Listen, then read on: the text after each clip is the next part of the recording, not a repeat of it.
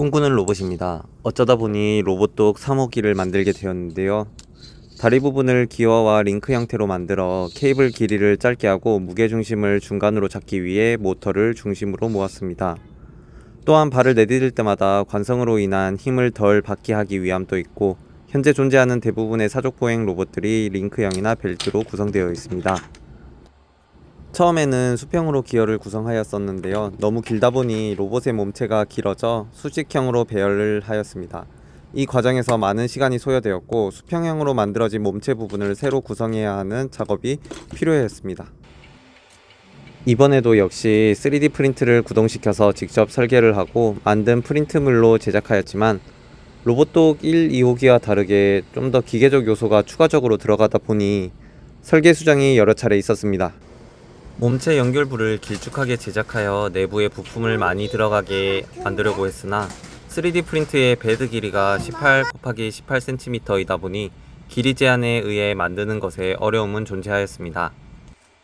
또한 3D 프린트에서 프린트를 하는 도중 베드에 안착을 하지 못하거나 프린트 고장으로 인한 잘못된 프린트물을 출력하기도 하였는데요. 오랜만에 3D 프린트를 분해 수리하였습니다. 온도계가 고장이 나지 않아서 다행이네요.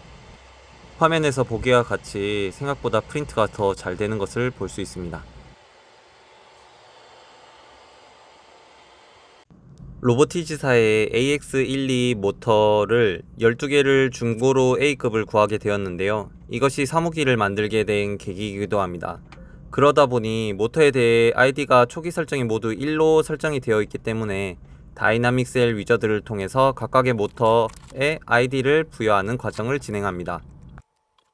하드웨어로 연결하기 위해서는 컴퓨터에 TTL 통신을 지원하는 U2D2를 연결하고 다이나믹 셀에는 12V 전압을 걸어주어 연결을 합니다. 전압을 연결 안하고 U2D2만 연결하면 다이내믹 셀 위저드에서 검색을 하지 못하니 꼭 12V를 전압 극성에 맞게 연결하여 컴퓨터에 연결하여 봅니다. 초기 통신 속도는 1Mbps로 설정되어 있는 것도 참조하시길 바랍니다. 지금 이 과정은 모터의 중심부에 베어링을 연결하여 모터의 혼에 부하를 덜 수 있게 액추에이터 양쪽 부분에 연결할 베이스 작업을 하려고 합니다. 하지만 이 과정을 하려니 로봇의 크기도 무게도 높아지기 때문에 다시 재차 수정하게 되었습니다. 겉을 감쌀 수 있도록 하는 형태로도 만들었는데 이것은 너무 무게가 많이 나갈 것 같아서 취소하고 안쪽으로 베어링을 연결할 수 있게 만들었습니다.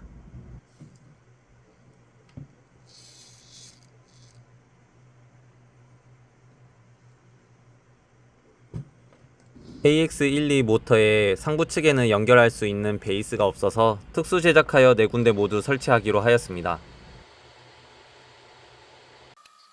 고정 브라켓의 설계에 잘못된 점이 있다면 너무 얇게 하고 출력 방향을 세워서 하다 보니 볼트를 조이는 과정에서 파손되기 일쑤였습니다.